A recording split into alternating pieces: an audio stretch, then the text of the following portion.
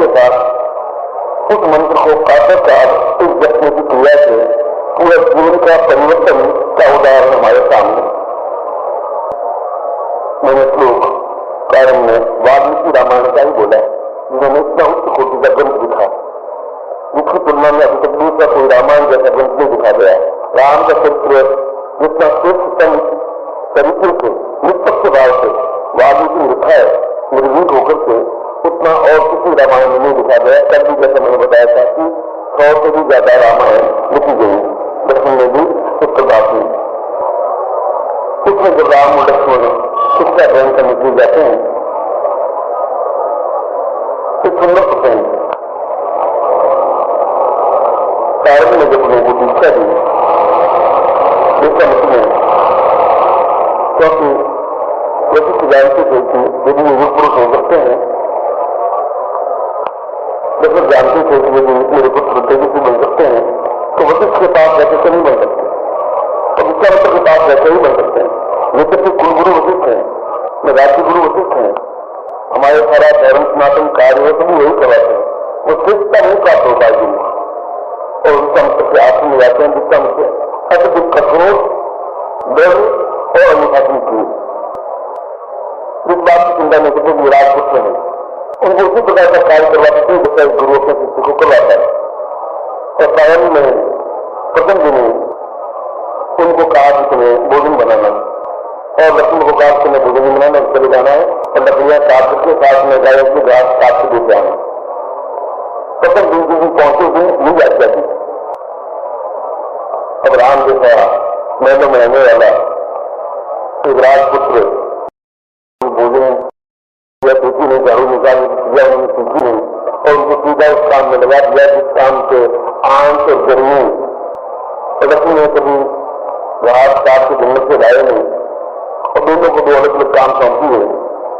तो राम कभी न पहुंचते रहे और रोटियां बनाते रहे, किसी रोटियां बनी, कच्ची पकी बनी, लकड़ियां जानते रहे, गर्मी से बुरा हाल, और आज में कम से कम 60-70 कुछ और थे, उनके जो खाना बनाते बनाते उनको 6-7 घंटे लगे,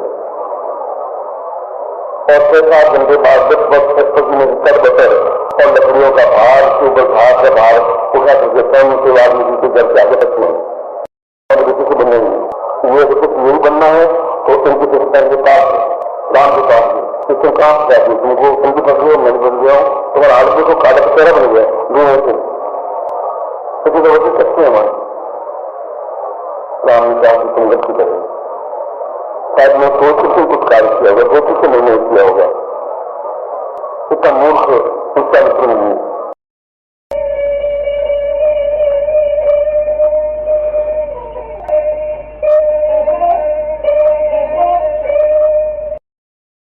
ವಾಲ್ಮೀಕಿ ಹರ್ಷದಿಂದ ಉಲ್ಲಾಸದಿಂದ ಆನಂದಿತನಾಗಿ ನಾರದರು ನೀಡಿದ ಅಮೋಘವಾದ ಅದ್ವಿತೀಯ ಗುರುಮಂತ್ರವನ್ನು ಪ್ರಾತಃ ಕಾಲ ಎದ್ದು ಶ್ರದ್ಧಾಭಕ್ತಿಗಳಿಂದ ಜಪಿಸಿದ್ದರಿಂದ ಅವನ ಜೀವನದಲ್ಲಾದ ಅಸಾಧಾರಣ ಪರಿವರ್ತನೆಯ ಉದಾಹರಣೆ ನಮ್ಮ ಮುಂದಿದೆ.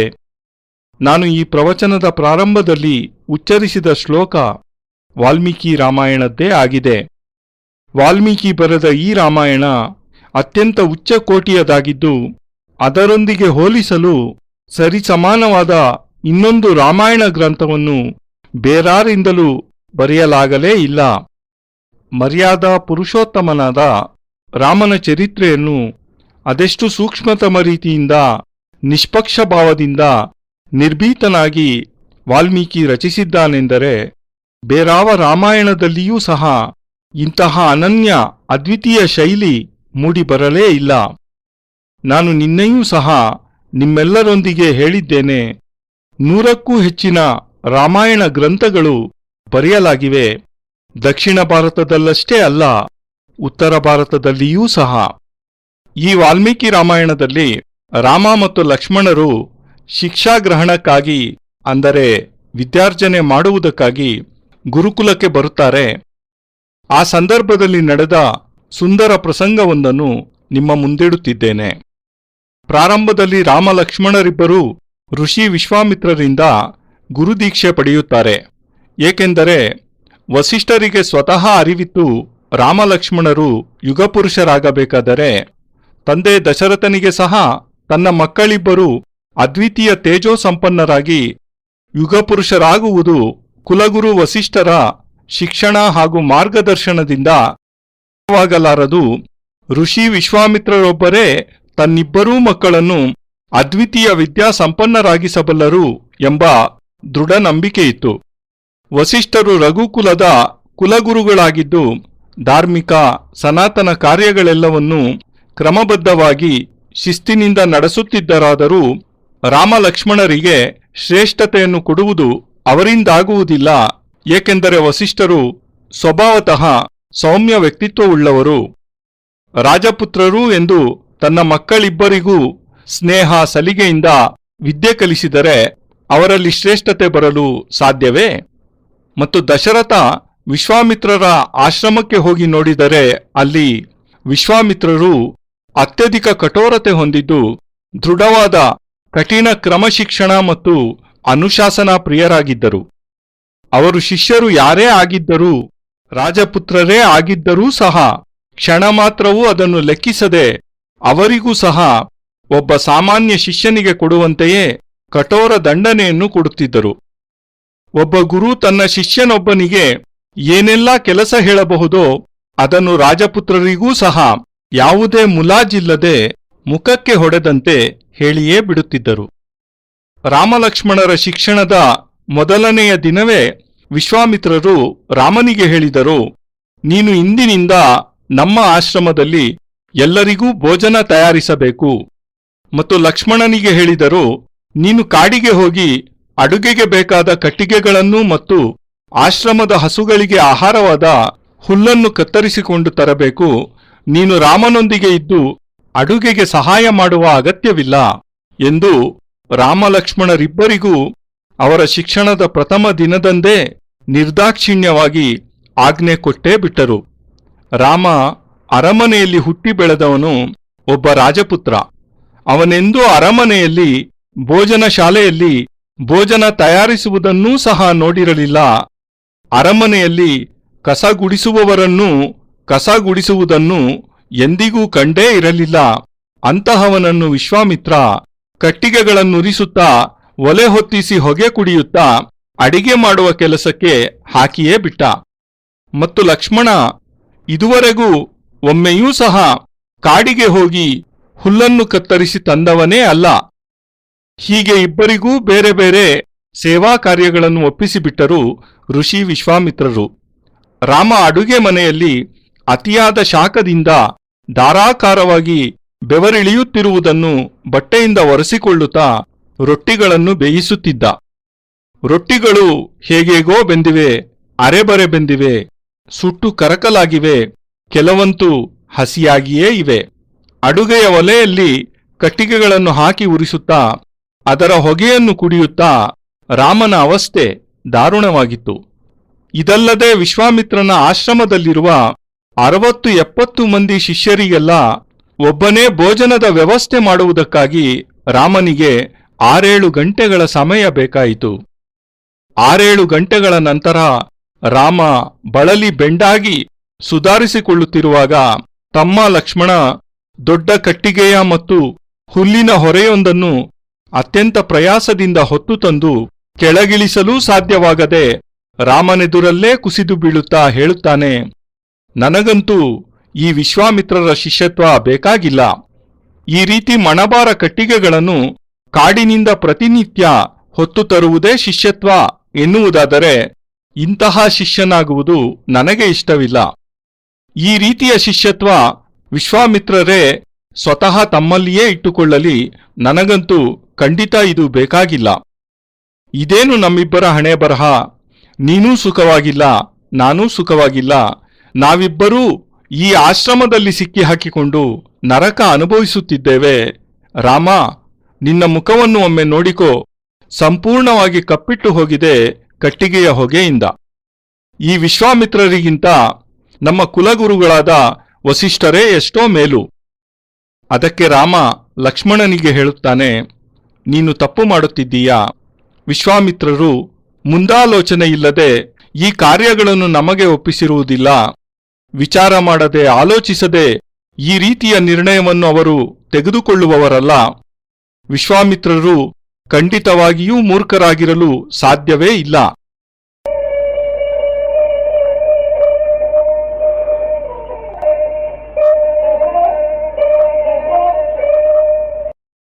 शाम का 4 बजे का समय और राम और लक्ष्मण दोनों स्नान करके जब सभी बैठे तो लक्ष्मण को क्रोध में हुई, उनकी क्या कर वापस मुझे वापस जाते हैं, कहते आज तो आदमी पहले पड़ गए, अब कर मैं तो बिना के पत्थर पकड़ूंगा कैसे, और इतना घास का पत्थर उठाई मिलकर उठा के लाके पत्ता तो गाय तो रोज खाती रहेंगी, रोज मुझे रहना पड़ेगा, इसलिए हम थोड़े जाए तो मुझे चीजें भी आए घास काटने भी आए।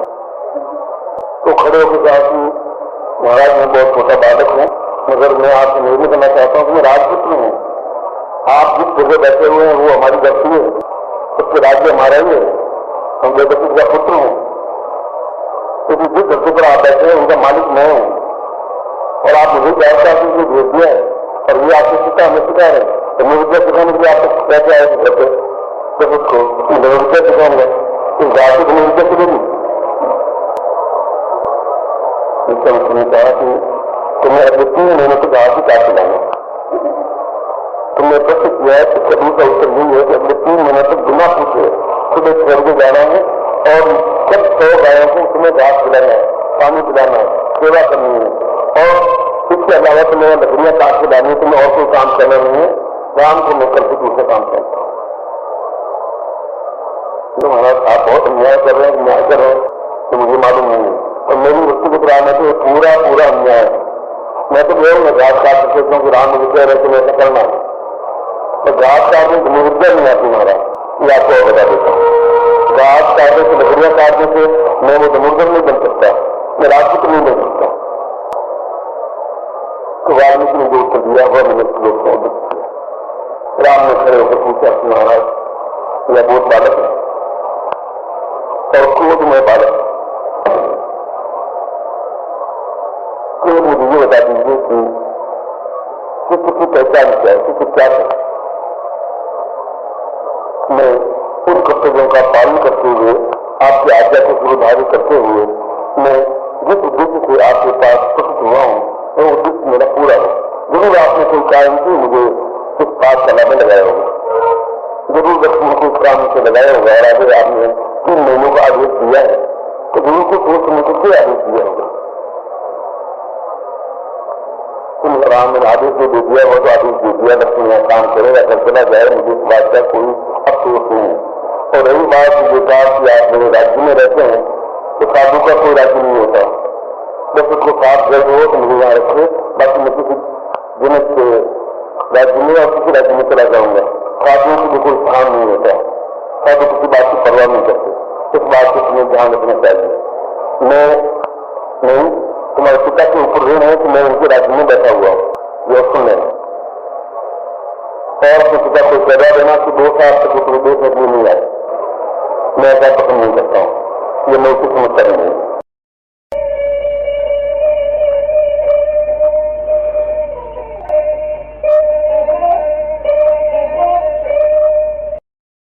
ಸಂಜೆ 4 ಗಂಟೆಯ ಸಮಯ ಮತ್ತು ರಾಮ ಲಕ್ಷ್ಮಣರಿಬ್ಬರೂ ಸ್ನಾನ ಮುಗಿಸಿ ಗುರು ವಿಶ್ವಾಮಿತ್ರರ ಪ್ರತೀಕ್ಷೆ ಮಾಡುತ್ತಾ ಕುಳಿತಿದ್ದಾರೆ. ಲಕ್ಷ್ಮಣನಂತೂ ಅತ್ಯಂತ ಕ್ರೋಧಮಯನಾಗಿ ಹೇಳುತ್ತಾನೆ, ಈ ದಿನವೆಲ್ಲ ಕಟ್ಟಿಗೆ ಮತ್ತು ಹುಲ್ಲನ್ನು ಕತ್ತರಿಸುತ್ತಾ ನನ್ನ ಕೈಯಲ್ಲಿ ಬೊಬ್ಬೆಗಳಾಗಿವೆ, ನಾಳೆಯೂ ಸಹ ನಾನು ಹುಲ್ಲು ಕಟ್ಟಿಗೆಗಳನ್ನು ಕಾಡಿನಿಂದ ಹೊತ್ತು ತರಬೇಕಾಗಿದೆ. ಕಟ್ಟಿಗೆ ಮತ್ತು ಹುಲ್ಲನ್ನು ಈ ಗಾಯವಾದ ಕೈಗಳಿಂದ ಹಿಡಿದುಕೊಳ್ಳುವುದಾದರೂ ಹೇಗೆ ಸಾಧ್ಯ? ಈಗಷ್ಟೇ 2.5 ಮಣ ಹುಲ್ಲನ್ನು ನಾನು ಕತ್ತರಿಸಿ ತಂದಿದ್ದೇನೆ. ಹಸುಗಳಂತೂ ಪ್ರತಿನಿತ್ಯ ಇಷ್ಟು ಹುಲ್ಲನ್ನು ತಿಂದೇ ತಿನ್ನುತ್ತವೆ. ನಾನು ಪ್ರತಿದಿನ ಮಣಗಟ್ಟಲೆ ಹುಲ್ಲನ್ನು ಹೊತ್ತು ತರಲೇಬೇಕು. ನಾವೇನು ಇದಕ್ಕಾಗಿಯೇ ಬಂದಿದ್ದೇವೆ? ನಾವೇನು ಆಶ್ರಮದ ಹಸುಗಳಿಗೆ ಹುಲ್ಲು ಹಾಕಲು ಬಂದಿದ್ದೇವೆಯೋ ಅಥವಾ ಧನುರ್ವಿದ್ಯೆ ಕಲಿಯಲು ಬಂದಿದ್ದೇವೆಯೋ? ಲಕ್ಷ್ಮಣನ ಈ ಕ್ರೋಧತಪ್ತ ಮಾತು ಮುಗಿಯುವುದೇ ತಡ ಗುರುಗಳಾದ ವಿಶ್ವಾಮಿತ್ರರ ಆಗಮನವಾಗುತ್ತದೆ. ಲಕ್ಷ್ಮಣ ಎದ್ದು ನಿಂತು ವಿಶ್ವಾಮಿತ್ರರ ಎದುರಿನಲ್ಲಿ ತನ್ನ ತೀವ್ರವಾದ ಆಕ್ರೋಶವನ್ನು ವ್ಯಕ್ತಪಡಿಸುತ್ತಾ ಹೇಳುತ್ತಾನೆ, ಮಹಾರಾಜ್, ನಾನೊಬ್ಬ ಅತ್ಯಂತ ಸಣ್ಣ ಬಾಲಕನಾಗಿದ್ದೇನೆ, ಆದರೆ ನಾನು ನಿಮ್ಮಲ್ಲಿ ನಿವೇದನೆ ಮಾಡಲು ಬಯಸುವುದೇನೆಂದರೆ, ನಾನು ರಾಜಪುತ್ರನಾಗಿದ್ದೇನೆ. ನೀವೀಗ ಯಾವ ಸ್ಥಳದಲ್ಲಿ ಕುಳಿತಿದ್ದೀರೋ ಅದು ನಮ್ಮದೇ ರಾಜ್ಯದ ಭೂಮಿಯಾಗಿದೆ.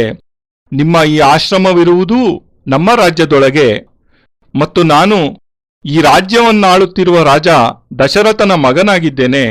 ಆದ್ದರಿಂದ ನೀವು ಕುಳಿತಿರುವ ಈ ಭೂಮಿಯ ಮಾಲೀಕನು ನಾನೇ, ಮತ್ತು ನೀವು ನನ್ನನ್ನೇ ಹುಲ್ಲು ಕಟ್ಟಿಗೆ ತರಲು ಕಾಡಿಗೆ ಕಳಿಸುತ್ತಿದ್ದೀರಾ? ಇದೇನು ನ್ಯಾಯ? ಇದೆಂತಹ ಅನುಚಿತ ವರ್ತನೆ ನೀವು ನಮ್ಮೊಂದಿಗೆ ಮಾಡುತ್ತಿರುವುದು? ನಾವು ನಿಮ್ಮಲ್ಲಿಗೆ ಮನೆ ಬಿಟ್ಟು ಬಂದಿರುವುದು ಧನುರ್ವಿದ್ಯೆ ಕಲಿಯಲೆಂದು. ನಮ್ಮ ತಂದೆಗೆ ನೀವು ಮಾತು ಕೊಟ್ಟಿದ್ದೀರಾ, ನಿಮ್ಮ ಮಕ್ಕಳಿಬ್ಬರಿಗೂ ಧನುರ್ವಿದ್ಯೆ ಕಲಿಸುತ್ತೇನೆಂದು.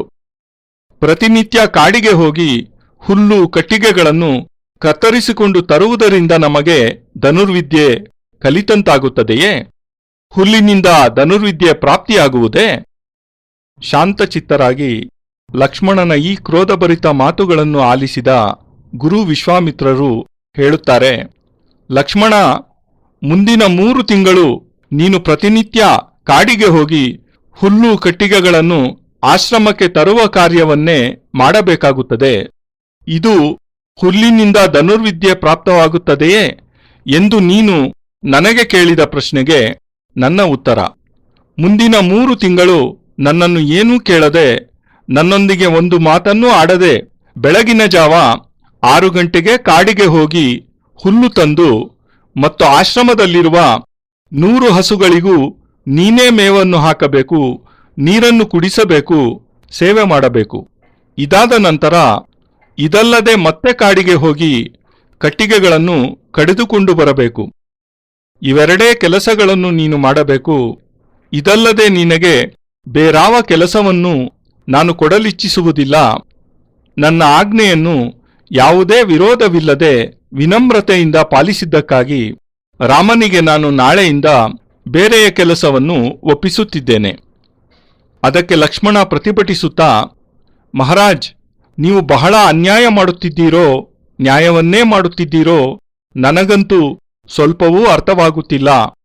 ಆದರೆ ನನ್ನ ವ್ಯಕ್ತಿಗತವಾದ ಅಭಿಪ್ರಾಯದಲ್ಲಿ ನೀವೀಗ ಮಾಡುತ್ತಿರುವುದು ಸಂಪೂರ್ಣವಾಗಿ ಅನ್ಯಾಯವೇ. ನಾನು ನಿಮ್ಮ ಆಜ್ಞೆಯಂತೆ ಕಾಡಿನಿಂದ ಹುಲ್ಲು ಕಟ್ಟಿಗೆಗಳನ್ನು ಕತ್ತರಿಸಿಕೊಂಡು ಬರುವುದಂತೂ ನಿಶ್ಚಿತ. ಏಕೆಂದರೆ ನಾನೆಂದೂ ಅಣ್ಣ ರಾಮನ ಮಾತನ್ನು ಮೀರಿ ನಡೆದವನೇ ಅಲ್ಲ. ರಾಮ ನನಗೆ ಕಾಡಿನಿಂದ ನೀನು ಹುಲ್ಲು ಕಟ್ಟಿಗೆಗಳನ್ನು ತರಲೇಬೇಕು ಎಂದಿದ್ದಾನೆ. ಆದ್ದರಿಂದ ನಾನು ಅವುಗಳನ್ನು ತಂದೇ ತರುತ್ತೇನೆ. ಆದರೆ ಮಹಾರಾಜ್, ಹುಲ್ಲು ಕತ್ತರಿಸುವುದರಿಂದ ಧನುರ್ವಿದ್ಯೆ ಬರುವುದಿಲ್ಲ. ಇದನ್ನು ನಾನು ನಿಮಗೆ ಮತ್ತೊಮ್ಮೆ ಸ್ಪಷ್ಟವಾಗಿ ತಿಳಿಸುತ್ತಿದ್ದೇನೆ. ಹುಲ್ಲು ಕತ್ತರಿಸುವುದರಿಂದ, ಕಟ್ಟಿಗೆಗಳನ್ನು ಒಡೆದು ತರುವುದರಿಂದ ನಾನು ಧನುರ್ಧಾರಿಯಾಗಲು ಸಾಧ್ಯವಿಲ್ಲ. ಶಸ್ತ್ರವಿದ್ಯೆಯಲ್ಲಿ ನೈಪುಣ್ಯತೆ ಪಡೆಯಲು ಸಾಧ್ಯವಿಲ್ಲ. ರಾಜಪುತ್ರನಾಗಲೂ ಸಾಧ್ಯವಿಲ್ಲ. ಲಕ್ಷ್ಮಣನ ಈ ವಾಗ್ದಾಳಿಗೆ ಋಷಿ ವಾಲ್ಮೀಕಿ ಉತ್ತರಿಸಿದ ಶ್ಲೋಕವನ್ನು ನಾನು ನಿಮ್ಮ ಮುಂದೆ ಉದ್ಧೃತಗೊಳಿಸುತ್ತಿದ್ದೇನೆ, ಚರ್ಚಿಸುತ್ತಿದ್ದೇನೆ ಮತ್ತು ಸ್ಪಷ್ಟಪಡಿಸುತ್ತಿದ್ದೇನೆ. ಲಕ್ಷ್ಮಣ ಕ್ರೋಧದಿಂದ ಗುರುಗಳಾದ ವಿಶ್ವಾಮಿತ್ರರಿಗೆ ಎದುರುತ್ತರ ಕೊಟ್ಟ ಮರುಕ್ಷಣವೇ ರಾಮ ಎದ್ದು ನಿಂತು ತಮ್ಮ ಲಕ್ಷ್ಮಣನ ಪರವಾಗಿ ವಿಶ್ವಾಮಿತ್ರರಲ್ಲಿ ಕ್ಷಮೆಯಾಚಿಸುತ್ತಾ ಹೇಳುತ್ತಾನೆ, ಮಹಾರಾಜ್, ನನ್ನ ತಮ್ಮ ತಿಳುವಳಿಕೆಯೇ ಇಲ್ಲದವನು, ಅಬೋಧ ಮತ್ತು ಕ್ರೋಧಮಯ ಬಾಲಕನಾಗಿದ್ದಾನೆ. ನೀವು ನನಗೆ ಕೇವಲ ಮಾತ್ರ ಇಷ್ಟನ್ನು ತಿಳಿಸುವ ಕೃಪೆ ಮಾಡಿ, ಶಿಷ್ಯನ ಲಕ್ಷಣಗಳೇನು? ಶಿಷ್ಯ ನಿಜವಾಗಿ ಏನನ್ನು ಮಾಡಬೇಕಾಗಿದೆ? ಶಿಷ್ಯನ ಕರ್ತವ್ಯ ಏನು? ನಾನು ನೀವು ತಿಳಿಸುವ ಆ ಕರ್ತವ್ಯಗಳನ್ನು ಪಾಲಿಸುತ್ತಾ, ನಿಮ್ಮ ಆಜ್ಞೆಯನ್ನು ಶಿರೋಧಾರ್ಯ ಮಾಡುತ್ತಾ, ಶಿರಸಾವಹಿಸುತ್ತಾ, ಯಾವ ಒಂದು ಮಹತ್ತರ ಉದ್ದೇಶ ಪೂರ್ತಿಗಾಗಿ ನಿಮ್ಮ ಬಳಿಗೆ ಬಂದಿದ್ದೇನೆಯೋ ಆ ನನ್ನ ಉದ್ದೇಶ, ಲಕ್ಷ್ಯ ಪೂರ್ಣವಾಗಲೇಬೇಕು. ಖಂಡಿತವಾಗಿಯೂ ನೀವು ಯಾವುದೋ ವಿಶೇಷ ಕಾರಣಕ್ಕಾಗಿ ನನ್ನನ್ನು ಆಶ್ರಮದ ಪಾಕಶಾಲೆಯಲ್ಲಿ ಅಡುಗೆ ಮಾಡುವುದಕ್ಕಾಗಿ ನಿಯೋಜಿಸಿರುತ್ತೀರಿ. ಅದೇ ರೀತಿ ಲಕ್ಷ್ಮಣನಿಗೂ ಸಹ ಹುಲ್ಲು ಕಟ್ಟಿಗೆ ಕಾಡಿನಿಂದ ತರುವ ಕೆಲಸ ಕೊಟ್ಟಿರುತ್ತೀರಿ. ಇದೀಗ ಲಕ್ಷ್ಮಣ 3 ತಿಂಗಳು ಅದೇ ಕೆಲಸ ಮಾಡುತ್ತಿರಬೇಕೆಂದು ಆದೇಶ ಕೊಟ್ಟಿದ್ದೀರಿ. ಖಂಡಿತವಾಗಿಯೂ ನೀವು ಚೆನ್ನಾಗಿ ಯೋಚಿಸಿ ನಂತರವೇ ಈ ಆದೇಶವನ್ನು ಕೊಟ್ಟಿರುತ್ತೀರಾ? ನಮ್ಮ ಒಳಿತಿಗಾಗಿಯೇ ಈ ಆದೇಶಗಳನ್ನು ಕೊಟ್ಟಿದ್ದೀರಾ ಎಂಬ ದೃಢ ನಂಬಿಕೆ, ವಿಶ್ವಾಸ ನನಗಿದೆ. ಅದಕ್ಕೆ ವಿಶ್ವಾಮಿತ್ರರು ಹೇಳುತ್ತಾರೆ, ನೋಡು ರಾಮ, ನಾನೇನು ಆದೇಶ ಕೊಡುವುದಿತ್ತೋ ಅದನ್ನು ಕೊಟ್ಟಾಯಿತು. ನಿನ್ನ ತಮ್ಮ ಲಕ್ಷ್ಮಣ ನನ್ನ ಈ ಆದೇಶಗಳನ್ನು ಪಾಲನೆ ಮಾಡಿದರೆ ಒಳ್ಳೆಯದು. ಪಾಲನೆ ಮಾಡದೆಯೇ ಮನೆಗೆ ಹೊರಟು ಹೋದರೂ ನನಗೆ ಯಾವ ನಷ್ಟವೂ ಇಲ್ಲ, ನನಗ್ಯಾವ ಚಿಂತೆಯೂ ಇಲ್ಲ. ಇನ್ನು ಲಕ್ಷ್ಮಣ ಹೇಳಿದಂತೆ ನೀವು ನಮ್ಮ ರಾಜ್ಯದಲ್ಲಿದ್ದೀರಾ, ಅಂದರೆ ನಮ್ಮ ಹಂಗಿನಲ್ಲಿದ್ದೀರಾ, ನಮಗೆ ಅಧೀನರಾಗಿದ್ದೀರಾ ಎಂದು ತಾನೇ ಅರ್ಥ. ಇದಕ್ಕೆ ನನ್ನ ಉತ್ತರ, ಸಾಧುವಾದವನು ಯಾವ ರಾಜ್ಯಕ್ಕೂ ಸೇರಿದವನಲ್ಲ, ಯಾರ ಅಧೀನಕ್ಕೂ ಒಳಪಟ್ಟವನಲ್ಲ. ನಿಮ್ಮ ತಂದೆ ದಶರಥ ಮಹಾರಾಜನಿಗೆ ಇಚ್ಛೆ ಇದ್ದಲ್ಲಿ ನಾನು ಇಲ್ಲಿ ಇರುತ್ತೇನೆ, ಇಲ್ಲವಾದಲ್ಲಿ ಜನಕ ಮಹಾರಾಜ ಮತ್ತಿತರ ರಾಜರುಗಳ ರಾಜ್ಯಕ್ಕೆ ಹೊರಡಲು ನಾನು ಸದಾ ಸಿದ್ಧನಾಗಿದ್ದೇನೆ. ಸಾಧುಗಳಿಗೆ ಇಂಥದೇ ಸ್ಥಾನದಲ್ಲಿರಬೇಕೆಂಬ ಕೋರಿಕೆ ಇರುವುದಿಲ್ಲ. ಸಾಧುಗಳು ಯಾವುದೇ ವಿಷಯದ ಬಗ್ಗೆಯೂ ಚಿಂತಿಸುವುದೇ ಇಲ್ಲ ಮತ್ತು ಯಾರ ಹಂಗಿನಲ್ಲೂ ಮುಲಾಜಿನಲ್ಲೂ ಇರಲು ಬಯಸುವುದೂ ಇಲ್ಲ. ಈ ವಿಷಯವನ್ನು ನೀನು ಧ್ಯಾನದಲ್ಲಿಟ್ಟುಕೊಳ್ಳಬೇಕು. ಲಕ್ಷ್ಮಣ ತಿಳಿಸಿದಂತೆ ನಿಮ್ಮ ತಂದೆಯ, ನಿಮ್ಮ ರಾಜ್ಯದ ಋಣ ನನ್ನ ಮೇಲಿಲ್ಲ. ನಾನಿಲ್ಲಿ ಕುಳಿತಿರುವುದು, ಆಶ್ರಮ ನಡೆಸುತ್ತಿರುವುದು ನಿಮ್ಮ ತಂದೆಯ ಮತ್ತು ನಿಮ್ಮ ರಾಜ್ಯದ ಮೇಲೆ ನನ್ನ ಋಣವಾಗಿದೆ ತಿಳಿದುಕೋ. ಮತ್ತು ನಿನ್ನ ತಂದೆಯವರಿಗೆ ಸಂದೇಶ ಕಳಿಸಿಬಿಡು, ಮುಂದಿನ 2 ವರ್ಷಗಳವರೆಗೆ ನಿಮ್ಮಿಬ್ಬರನ್ನೂ ಒಮ್ಮೆ ನೋಡಲೂ ಕೂಡ ಬರಲೇಬೇಡವೆಂದು. ನನಗೆ ಈ ರೀತಿ ಇವೆಲ್ಲ ಹಿಡಿಸುವುದಿಲ್ಲ ಮತ್ತು ನಾನು ಇದನ್ನೆಲ್ಲ ಉಚಿತವೆಂದೂ ಭಾವಿಸುವುದಿಲ್ಲ.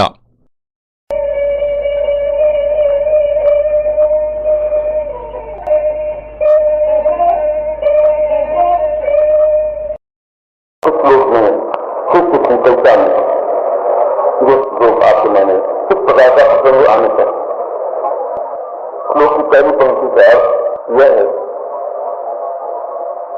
कि शिष्य का तात्पर्य है पूर्णोपदान। उस शिष्य को किस रास्ते पर गतिशील करना है वह गुरु स्कूल में पहचान लेता है। क्या करना है, इसको मुझे इस क्षेत्र में सिस्टम बनाना है या इस क्षेत्र में सिस्टम बनाना है, या मुझे क्या सिखाना है, किस प्रकार से सिखाना है। क्योंकि बिना परिश्रम के उसमें युद्ध करने की चिंता नहीं आ पाई। तालमेल में जोड़ते हुए युद्ध क्षेत्र में युद्ध नहीं जीता जा सकता। उसके लिए पैरों पर खड़ा होना पड़ेगा, सम्मत होना पड़ेगा, ताकतवान बनना पड़ेगा, वजन उठाना पड़ेगा, हिम्मत करना पड़ेगा और वह सब कुछ करना पड़ेगा जो कुछ मैं कह रहा हूं। ये प्रश्न जितना अभद्रता से बोला है उसी की सजा है कि 3 महीने तक ये करेगा। और अगर इस 3 महीने में जिससे एक भी अक्षर मुंह से बोला तो पूरे 7 वर्ष यही कार्य करवाऊंगा, चाहे 20 साल इसको लगे सीखने में, मैं इस बात की चिंता नहीं करूंगा। पर इस 3 महीने में एक भी अक्षर यहाँ आप उन्हें बोलेगा नहीं, कष्ट भी नहीं पूछेगा, कोई कार्य नहीं पूछेगा। भोजन करने की इच्छा होगी तो हाथ से इशारा कर देगा, उसी सजा में। तो दूसरी सजा इसको मैं 4 पहले ही बता देता हूँ। और यही बता देता हूँ कि आज मैं जब रोकर कर देता हूँ कि वो आवे नहीं और किसी प्रकार अपने बेटों को या नहीं देता। मुझे जो कुछ बनाना है तो मैं अपना बना दूंगा। और दूसरी बात, राम के मुझे की परिभाषा पूछी है तो किसी परिभाषा यही है कि वह नींद और क्रोध से बिल्कुल दूर रहे। नींद उसके पास नहीं सकते, वो नींद का गुलाम नहीं बने, नींद उसके गुलाम बने। क्योंकि मैं रात्रि को मैं अर्धरात्रि तक साधना सिखाऊंगा और मुझे सिखानी पड़ेगी, क्योंकि युद्ध कोई जरूरी नहीं चलेगी, युद्ध रात्रि को भी हो सकता है, शत्रु का कोई भरोसा नहीं कितने प्रहार करे। और उसमें तुम्हारे पास नींद अगर आ जाए तो तुम युद्ध में समर्थ नहीं हो पाओगे। तुम नींद पर अधिकार जताओगे, नींद तुम पर अधिकार नहीं जता सकती। मैं किस समय तुम्हें विश्राम करने की आज्ञा दूं और किस समय वापस उठा दूं, यह मेरा चिंतन होगा। किसी की जब केवल नींद सबसे ऐसी वह केवल आज्ञा पालन करे और जब उनको सोने के लिए तभी सोए, या जब गुरु सो जाए तब सोए और गुरु उसमें से पहले उठ जाए।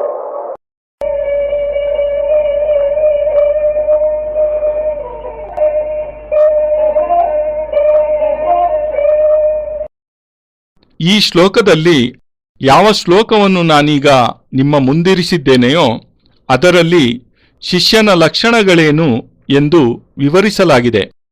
ರಾಮಲಕ್ಷ್ಮಣರು ವಿಶ್ವಾಮಿತ್ರರಿಂದ ಧನುರ್ವಿದ್ಯೆ ಕಲಿಯುವಂತಹ ಸಂದರ್ಭ ಏರ್ಪಟ್ಟಾಗ ಈ ಶ್ಲೋಕದಲ್ಲಿ ಶಿಷ್ಯನ ಲಕ್ಷಣಗಳನ್ನು ವಾಲ್ಮೀಕಿ ಋಷಿ ಸ್ಪಷ್ಟಪಡಿಸಿದ್ದಾರೆ. ಈ ಶ್ಲೋಕದ ಮೊದಲನೆಯ ಪಂಕ್ತಿಯ ಅರ್ಥ, ಶಿಷ್ಯನ ತಾತ್ಪರ್ಯವೇನೆಂದರೆ ಪೂರ್ವೈ ಸ್ವತಾಂ, ಒಬ್ಬ ಶಿಷ್ಯನನ್ನು ಯಾವ ದಾರಿಯಲ್ಲಿ ಮುನ್ನಡೆಸಬೇಕೆಂದು ಗುರುವಾದವನು ಕ್ಷಣ ಮಾತ್ರದಲ್ಲಿಯೇ ಗುರುತಿಸಿಬಿಡುತ್ತಾನೆ. ಈ ಶಿಷ್ಯನೊಂದಿಗೆ ಏನು ಮಾಡಬೇಕು, ಇವನನ್ನು ನಾನು ಯಾವ ಕ್ಷೇತ್ರದಲ್ಲಿ ಶ್ರೇಷ್ಠತಮ ವ್ಯಕ್ತಿಯನ್ನಾಗಿಸಬಹುದು, ಯುದ್ಧ ಕಲೆಯಲ್ಲಿ ಶ್ರೇಷ್ಠನನ್ನಾಗಿಸಬೇಕಾದರೆ ಅದನ್ನು ಅವನಿಗೆ ಹೇಗೆ ಕಲಿಸಿಕೊಡಬಹುದು, ಏಕೆಂದರೆ ಕಠಿಣ ಪರಿಶ್ರಮವಿಲ್ಲದೆ ಶಿಷ್ಯನಲ್ಲಿ ಯುದ್ಧ ಮಾಡುವ ಕ್ಷಮತೆ ಸಾಮರ್ಥ್ಯ ಬರುವುದು ಸಾಧ್ಯವಿಲ್ಲ. ಹಾಯಾಗಿ ತೂಗಾಡುವ ಪಲ್ಲಕ್ಕಿಯಲ್ಲಿ ಕುಳಿತು ಸುಖ ಅನುಭವಿಸುವವರಿಂದ ಯುದ್ಧ ಯುದ್ಧದಲ್ಲಿ ವಿಜಯ ಸಾಧಿಸುವುದು ಸಾಧ್ಯವಾಗುವುದಿಲ್ಲ.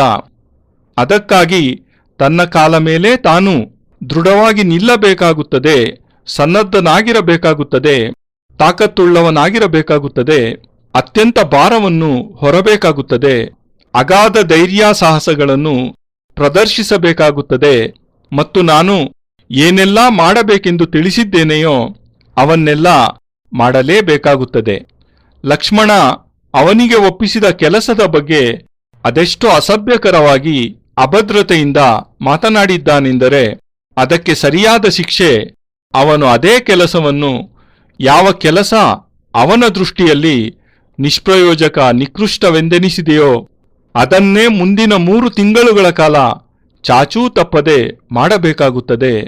ಮತ್ತು ಅವನೇನಾದರೂ ಈ 3 ತಿಂಗಳಿನಲ್ಲಿ ಒಂದೇ ಒಂದು ಅಕ್ಷರವನ್ನು ಯಾರಲ್ಲಾದರೂ ಮಾತನಾಡಿದ್ದೇ ಆದರೆ ವರ್ಷವಿಡೀ ಅವನಿಂದ ಅದೇ ಕೆಲಸವನ್ನೇ ಮಾಡಿಸುತ್ತೇನೆ. ಅವನು ಮುಂದಿನ 3 ವರ್ಷಗಳೂ ಸಹ ಇದೇ ಕೆಲಸವನ್ನೇ ಮಾಡುವಂತಾದರೂ ನಾನು ಚಿಂತಿಸುವುದೇ ಇಲ್ಲ. ಈಗ ಲಕ್ಷ್ಮಣನಿಗೆ ವಿಧಿಸಿರುವ ಶಿಕ್ಷೆ 3 ತಿಂಗಳು ಮಾತ್ರವೇ. ಆದರೆ ಈ 3 ತಿಂಗಳೂ ಸಹ ಅವನು ಆಶ್ರಮದಲ್ಲಿ ಯಾರೊಂದಿಗೂ ಒಂದು ಅಕ್ಷರವನ್ನೂ ಸಹ ಮಾತನಾಡುವಂತೆಯೇ ಇಲ್ಲ, ಪ್ರಶ್ನಿಸುವಂತೆಯೂ ಇಲ್ಲ, ಕೆಲಸ ಬೇರೆ ಹುಡುಕಿ ಮಾಡುವಂತೆಯೂ ಇಲ್ಲ. ಅವನಿಗೆ ಭೋಜನ ಮಾಡಬೇಕೆನಿಸಿದರೆ ಕೈಗಳಿಂದ ಸನ್ನೆ ಮಾತ್ರವೇ ಮಾಡಬಹುದು, ಯಾವುದೇ ಕಾರಣಕ್ಕೂ ಯಾರನ್ನೂ ಕೇಳುವಂತಿಲ್ಲ. ಇದು ನಾನು ಲಕ್ಷ್ಮಣನಿಗೆ ವಿಧಿಸುತ್ತಿರುವ 2ನೆಯ ಶಿಕ್ಷೆ ಎಂದು ಈ ಕ್ಷಣವೇ ಮುಂಚಿತವಾಗಿ ಸ್ಪಷ್ಟವಾಗಿ ತಿಳಿಸುತ್ತಿದ್ದೇನೆ. ಮತ್ತು ಇದರೊಂದಿಗೆ ಮತ್ತೊಂದು ಮುಖ್ಯ ವಿಷಯವನ್ನೂ ತಿಳಿಸುತ್ತಿದ್ದೇನೆ. ಅದೇನೆಂದರೆ, ನಿಮ್ಮ ತಂದೆ ದಶರಥನಿಗೆ ನಾನು ಪತ್ರ ಬರೆದಿದ್ದೇನೆ. ಯಾವುದೇ ಕಾರಣಕ್ಕೂ ಇಲ್ಲಿಗೆ ನೀವು ಬರಬಾರದು ಮತ್ತು ಮುಂದಿನ 2 ವರ್ಷಗಳವರೆಗೆ ಮಕ್ಕಳನ್ನು ಭೇಟಿ ಮಾಡುವ ಯಾವುದೇ ಪ್ರಯತ್ನವನ್ನೂ ಸಹ ಮಾಡಬಾರದೆಂದು. ನಿಮ್ಮಿಬ್ಬರ ಜೀವನವನ್ನು ಇನ್ನು ಮುಂದೆ ಹೇಗೆ ರೂಪಿಸಬೇಕೆಂಬುದನ್ನು ಸ್ವತಃ ನಾನೇ ನಿರ್ಧರಿಸುತ್ತಿದ್ದೇನೆ. ಮತ್ತು ಇನ್ನೊಂದು ವಿಷಯವೇನೆಂದರೆ, ರಾಮ, ನೀನು ಈಗಷ್ಟೇ ಶಿಷ್ಯನ ಪರಿಭಾಷೆಯೇನು, ಕರ್ತವ್ಯಗಳೇನು ಎಂದು ನನ್ನನ್ನು ಕೇಳಿದ್ದೆ. ಶಿಷ್ಯನ ಪರಿಭಾಷೆ ಏನೆಂದರೆ, ಅವನು ನಿದ್ರೆ ಮತ್ತು ಕ್ರೋಧ ಇವುಗಳಿಂದ ಸಂಪೂರ್ಣವಾಗಿ ದೂರವಾಗಬೇಕು. ನಿದ್ರೆ ಅವನ ಬಳಿ ಸುಳಿಯಲೂ ಅವನು ಬಿಡಬಾರದು. ಅವನು ನಿದ್ರೆಯ ಗುಲಾಮನೆಂದಿಗೂ ಆಗಲೇಬಾರದು. ನಿದ್ರೆ ಅವನ ಗುಲಾಮನಾಗಬೇಕು. ಏಕೆಂದರೆ ನಿಮಗೆ ನಾನು ರಾತ್ರಿಯ ವೇಳೆ ಅರ್ಧರಾತ್ರಿಯಲ್ಲಿಯೂ ಸಹ ಸಾಧನೆಗಳನ್ನು ಕಲಿಸುತ್ತೇನೆ ಮತ್ತು ನಾನು ನಿಮಗೆ ಸಾಧನೆಗಳನ್ನು ಕಲಿಸಲೇಬೇಕಾದ ಅವಶ್ಯಕತೆ ಅನಿವಾರ್ಯತೆಯೂ ಸಹ ನನಗಿದೆ. ಕಾರಣವೇನೆಂದರೆ, ಯುದ್ಧ ಹಗಲು ಹೊತ್ತು ಮಾತ್ರವೇ ನಡೆಯುತ್ತದೆಂಬ ನಿಯಮವೇನೂ ಇರುವುದಿಲ್ಲ. ರಾತ್ರಿಯ ಸಮಯದಲ್ಲಿಯೂ ಸಹ ಯುದ್ಧ ನಡೆಯಬಹುದು. ಶತ್ರುವು ನಮ್ಮ ಮೇಲೆ ಯಾವ ಕ್ಷಣದಲ್ಲಾದರೂ ಪ್ರಹಾರ ಮಾಡಬಹುದು. ಶತ್ರುವಿನ ಬಗ್ಗೆ ಎಂದಿಗೂ ಯುದ್ಧದ ವಿಷಯದಲ್ಲಿ ಭರವಸೆಯಿಂದಿರಬಾರದು. ಶತ್ರು ರಾತ್ರಿಯಲ್ಲಿ ಹಠಾತ್ತಾಗಿ ನಿನ್ನ ಮೇಲೆ ಆಕ್ರಮಣ ಮಾಡಿದಾಗ ಆ ಸಮಯದಲ್ಲಿ ನಿನ್ನನ್ನು ನಿದ್ರೆ ಆವರಿಸಿದ್ದರೆ ನೀನು ಅವನ ಆಕ್ರಮಣಕ್ಕೆ ಸನ್ನದ್ಧನಾಗಿರುವುದಿಲ್ಲ, ರಾತ್ರಿ ಯುದ್ಧಕ್ಕೆ ಸಿದ್ಧನಾಗಿರುವುದಿಲ್ಲ. ಆದ್ದರಿಂದಲೇ ನೀನು ನಿದ್ರೆಯ ಮೇಲೆ ಅಧಿಕಾರವನ್ನು ಹೊಂದಲೇಬೇಕು. ನಿದ್ರೆ ನಿನ್ನ ಮೇಲೆ ಅಧಿಕಾರ ಚಲಾಯಿಸಬಾರದು. ನಾನು ಯಾವ ಸಮಯದಲ್ಲಿ ನಿನಗೆ ವಿಶ್ರಾಂತಿಗೆ ಆಜ್ಞೆ ಕೊಡುತ್ತೇನೆಯೋ ಮತ್ತು ಯಾವ ಸಮಯದಲ್ಲಿ ನಿನ್ನನ್ನು ನಿದ್ರೆಯಿಂದೆಬ್ಬಿಸಬೇಕು ಎನ್ನುವುದು ನನ್ನ ಚಿಂತನೆಯಾಗಿರುತ್ತದೆ, ಕರ್ತವ್ಯವಾಗಿರುತ್ತದೆ. ಶಿಷ್ಯನ ಕೇವಲ ಮಾತ್ರ ಕರ್ತವ್ಯವೇನೆಂದರೆ ಅವನು ಒಮ್ಮನಸ್ಸಿನಿಂದ ಗುರುವಿನ ಆಜ್ಞೆಯನ್ನು ಪಾಲಿಸಬೇಕು.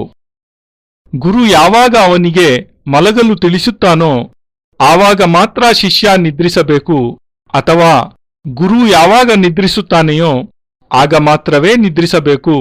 ಮತ್ತು ಗುರು ನಿದ್ರೆಯಿಂದೇಳುವ ಮೊದಲೇ ಶಿಷ್ಯ ನಿದ್ರೆಯಿಂದೆದ್ದಿರಬೇಕು, ಪೂರ್ಣ ಜಾಗೃತಾವಸ್ಥೆಯಲ್ಲಿರಬೇಕು.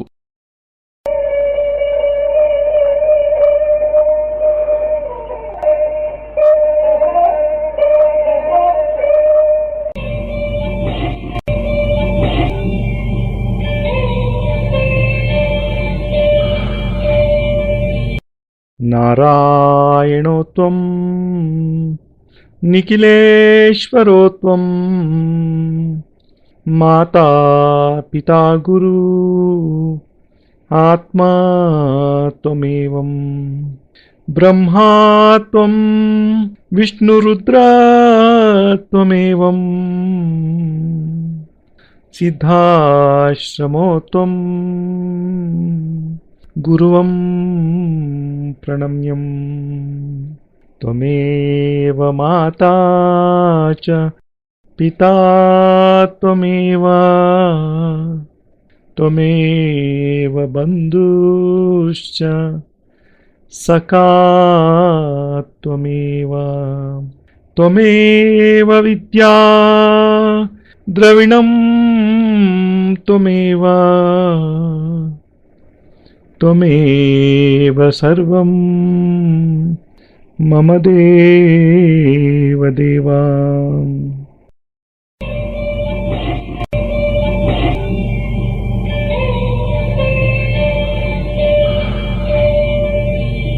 ತ್ವದೀಯಂ ವಸ್ತು ನಿಖಿಲಂ ತುಭ್ಯಮೇವಂ ಸಮರ್ಪಯೇತ್.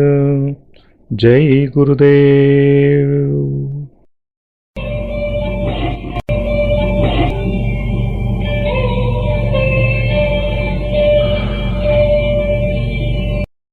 ಪರಮಪೂಜ್ಯ ಗುರುದೇವ್ ಯೋಗಿರಾಜ್ ಸ್ವಾಮಿ ನಿಖಿಲೇಶ್ವರಾನಂದಜಿ ಮಹಾರಾಜರ ಪವಿತ್ರತಮ ದಿವ್ಯ ಚರಣಾರವಿಂದಗಳಲ್ಲಿ ಸಪ್ರೇಮಪೂರ್ವಕ ಸಮರ್ಪಣೆ ಈ ಭಾವಾನುವಾದ.